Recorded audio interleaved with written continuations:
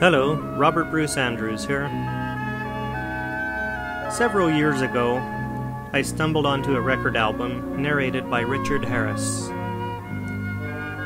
The story was not only very well told, but was extremely thought-provoking. Years later, I found and purchased this book written by Richard Bach. The idea for this project came in May of 1989. Once again, I wanted to hear this story, and I thought, why not make my own recording? I've really enjoyed this project, and I hope that you enjoy the story as much as I did. This soundtrack is a special gift for a few close friends. It's the story of Jonathan Livingston Seagull.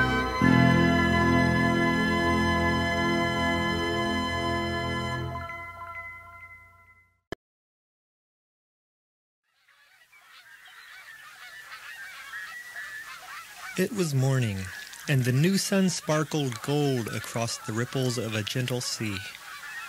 A mile from shore a fishing boat chummed the water, and the word for breakfast flock flashed through the air, till a crowd of 1,000 seagulls came to dodge and fight for bits of food. It was another busy day beginning. But way off alone, out by himself beyond boat and shore, Jonathan Livingston Seagull was practicing. 100 feet in the sky he lowered his webbed feet, lifted his beak, and strained to hold a painful, hard, twisting curve through his wings. The curve meant that he would fly slowly, and now he slowed until the wind was a whisper in his face, until the ocean stood still beneath him. He narrowed his eyes in fierce concentration, held his breath, forced one single more inch of curve. Then his feathers ruffled, he stalled, and fell. Seagulls, as you know, never falter, never stall. To stall in the air is for them disgrace, and it is dishonor.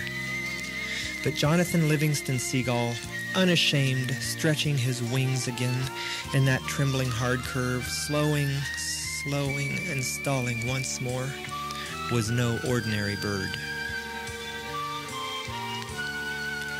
Most gulls don't bother to learn more than the simple facts of flight, how to get from shore to food and back again. For most gulls, it is not flying that matters, but eating. For this gull, though, it was not eating that mattered, but flight. More than anything else, Jonathan Livingston Seagull loved to fly. This kind of thinking, he found, is not the way to make oneself popular with other birds. Even his parents were dismayed as Jonathan spent whole days alone, making hundreds of low-level glides, experimenting. He didn't know why, for instance, but when he flew at altitudes less than half his wingspan above the water, he could stay in the air longer with less effort. His glides ended not with the usual feet-down splash into the sea, but with a long, flat wake as he touched the surface with his feet tightly streamlined against his body. His parents were very much dismayed indeed.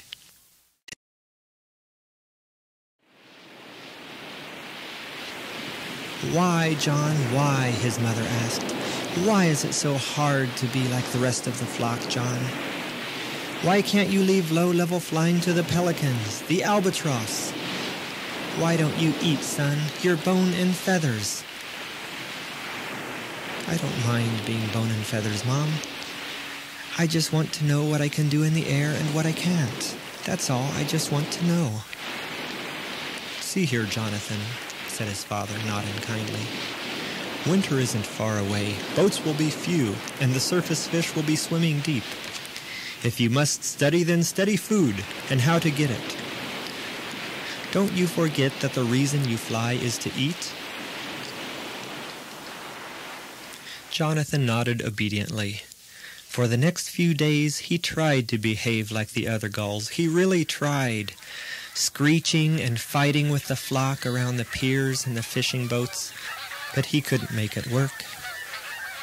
It's all so pointless, he thought, deliberately dropping a hard-won anchovy to a hungry old gull chasing him.